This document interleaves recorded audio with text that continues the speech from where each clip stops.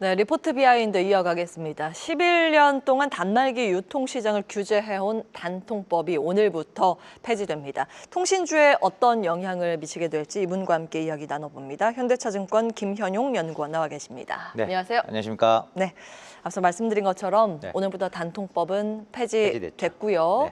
보조금 지급 체계는 전면 자율화 체제로 전환됐습니다. 네.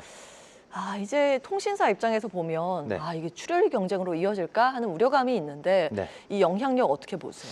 일단 뭐 오늘 주가 반응만 보자면은 이제 약세장에서 강보합세를 유지하고 있어서 영향력이 일단 단기적으로 크지는 않아 보입니다. 다만 이제 변수가 하나 발생을 했던 게 아무래도 이제 SK텔레콤의 이제 유심 정보 유출 사태가 있었죠. 그 와중에 점유율이 이제 많이 40% 벽까지 허물어지는 상황까지 가다 보니까 저는 이제 하반기에 이제 신규 단말 뭐 아이폰 17이나 이런 것들이 나오는 상황에서 경쟁이 격화될 가능성이 다분하다. 예, 현재는 지금 당장의 단기의 효과가 나오진 않을 거예요. 근데 이제 플래그십 단말들이 나오는 과정에서 점유율 경쟁이 다시 시작이 될 수밖에 없는 구조로 보고 있어서 3분기와 4분기 특히 하반기로 갈수록 통신사들의 실적 압박이 있는 구간으로 판단이 됩니다. 자, 그러면 이 이슈 한번 주목이 되는데 장 마감 후에 어제 LG U+가 네. 자사주 1,000억 원 소각을 하고 네. 800억 원 가량을 추가 매입하겠다고 공시했습니다. 네. 오전에 주가 반응이 있었고요. 네. 지금은 전강 후약의 패턴, 시장이 밀리면서 밀리지만 네.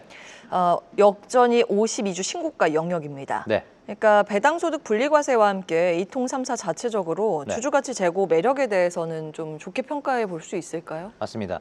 사실 이제 총 주주 환원율, 즉 이제 현금 배당과 자사주 소가액을 합친 총 주주 환원율 기준으로 LG U+는 40에서 60%, 당기 순이익의 40에서 60%를 그리고 KT도 약 절반인 50%를 그리고 SK텔레콤도 뭐 그 이상을 해 왔었죠. 그래서 이제 전반적인 이제 배당 및 주주 환원의 매력도는 통신주들이 국내 다른 대형주들을 압도하고 있는 것은 사실입니다. 그리고 이제 배당소득 분리과세가 다시 이제 화두에 오르면서 결국 이제 배당 메리트가 큰 종목들이 투자 매력도 측면에서도 이제 상위로 갈 수 있는 환경이 마련되고 있고요. 따라서 통신주에 대한 어떤 이 매력도는 급격히 사그라들지는 않을 것 같아요.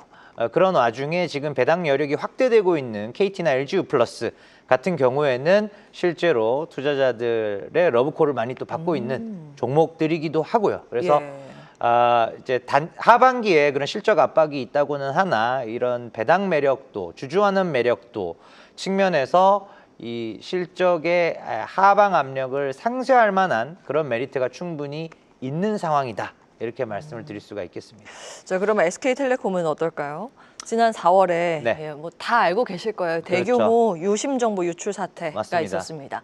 근데 주가 보면요. 네. 회복세가 굉장히 가팔랐거든요. 네네. 그리고 배당 성향을 유지할 거라는 관측도 나오는데 맞습니다. 어디에 주목을 해야 되는 걸까요, 이 종목은? 일단은 이제 실적은 우리가 이제 2분기와 3분기 실적이 매우 안 좋을 거라는 것을 알고 있고 비용이 반영되면서요. 그리고 4분기에 이제 과징금 이슈가 남아 있는 게 딱 하나 남은 불확실성이긴 합니다만 큰 틀에서 봤을 때는 이제 그런 부분들보다도 지금 이제 배당을 유지하느냐 아니냐 그게 지금 투자 매력도의 입장에서는 가장 큰 관건이라고 하겠습니다. 그래서 분기 배당과 분기에 보통 830원씩 그리고 4분기에 1,050원 해서 연간 3,540원 정도의 배당을 해왔었거든요. 그래서 그걸로 본다면은 배당 수익률이 연리로 연환산해 봤을 때는 7% 가까이 나오기 때문에 그런 부분들이 여전히 이제 주가가 빠르게 회복되는데 크게 기여를 했다고 보여집니다. 그래서 펀더멘탈 즉 이 측면에서만 본다면은 주가가 더 가파른 조정을 받았어도 이상하지 않은 사태였지만 그러니까요. 그런 배당 매력도, 주주환원 매력도가 하락분을 최소화하는데 상당히 크게 기여했다고 판단되고 있습니다. 그 배당 성향 유지라는 호재 이제 말씀을 해주셨는데, 네. 근데 이거 가입자 이탈에 가속이 붙고 있다고 하는데 실적은 괜찮을까요? 실적은 안 좋습니다. 예. 특히 2분기 같은 경우에는 일단 전체 무선 가입자의 2.8%, 약 3% 가까이 이탈을 한 것으로 추정이 되고 있고요. 예. 굉장히 큰 이제 임팩트가 있고 현재 2분기 시장의 영업이익 기대치가 이제 뭐 4천억 원저리까지 내려왔지만 그거보다도 숫자는 계속적으로 보수적으로 그러니까 소위 어닝 쇼크 가능성이 있는 종목이 현재 SK텔레콤이다라고 보고 있고요. 그리고 3분기에도 8월 달에 이제 전 가입자에 대한 통신요금 50% 할인 이 부분이 그대로 비용으로 전가가 되거든요. 이 규모가 한 4천억 정도 됩니다. 그러다 보니까 3분기에 일반적으로 기대되는 영업이익이 5천억 수준인데 그중에 4천억이 일회성 비용으로 날아가는 그런 상황이어서 실적은 2분기도 안 좋고요. 3분기 많이 안 좋고요. 4분기도 과징금 이슈 때문에 안 좋을 가능성이 매우 크다. 그래서 연말까지 실적은 계속 안 좋다고 보시면 될 것 같습니다. 이 단순 위약금 면제만 해주는 건 아닐 텐데 네. 지금 7월 이후에 남아있는 불확실성까지 체크해 주시죠. SK텔레콤과 관련해서. 네, 일단은 이제 8월 달에 요금 할인 관련된 부분이 있고요. 통상적인 타임라인을 우리가 대입을 해봤을 때 한 11월경, 그러니까 연말이 되기 전에는 과징금에 대한 1차적인 판단이 있을 것으로 보고 있고요. 사실은 이 과징금의 규모는 현 시점에서는 가늠하기가 굉장히 어렵습니다만 우리가 이제 그 위약금에 대한 면제 이 부분이 과감하게 결정이 내려졌잖아요. 이런 부분으로 미루어져 봤을 때 과징금 측면에서도 우리가 위약금 면제 결정 이전에 예상했던 과징금 규모보다는 많이 커질 가능성이 있다. 따라서 소위 예. 지금 뭐 1,000단위 이상, 1,000억 이상의 과징금도 가능성이 없지 않은 상황인 것 같습니다. 따라서 이런 부분들을 우리가 좀 보수적으로 대응할 필요가 있어서 상당한 배당 매력도나 주주하는 매력도에도 불구하고 현재 지금 통신주를 접근한다고 보면은 불확실성이 큰 SK텔레콤보다는 KT나 LGU 플러스 쪽으로 가는 것이 여러모로 안정적이다라고 말씀드릴 수 있겠습니다. 네. 뭐 위험 요인까지 SK텔레콤 좀 체크해 주셨고 네. 투자의 접근 관점에서 보자면 네. KT나 LGU 플러스 말씀 주셨습니다. 네. 자, 마지막으로 투자 포인트 쭉 정리해 보겠습니다. 그동안 사실 그 통신주라고 하면 경기 방어주다 대표적인 성격을 가지고 있지 않습니까? 네네. 근데 앞으로의 성장 동력이 있는 건지 성장주로 변모가 가능한 건지도 네. 포인트들이요.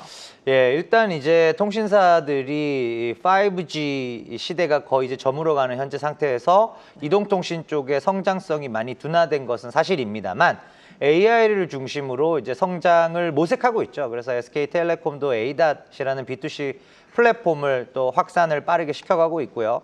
KT도 B2C뿐만 아니라 B2B 측면에서 글로벌 파트너들과의 협업을 통해서 AI를 사업화, 나아가서 수익화 하는데 앞장서고 있는 모습입니다. 이런 부분들이 이제 성장 동력이 될 수가 있겠고요. 다만 이제 통신사의 기존 사업들, 이 통신업이 가져다주는 매출이나 이익 규모가 워낙 크다 보니까 AI를 강하게 드라이브를 걸더라도 이게 소위 티가 잘 안 날 수 있다는 것이죠.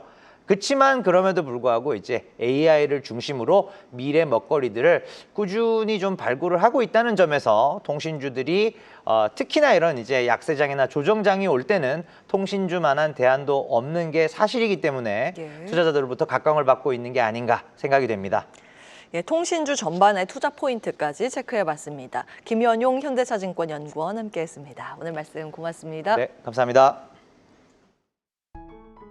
계속해서 다양한 경제 이슈를 알고 싶다면 구독과 좋아요, 알림 설정 부탁드립니다.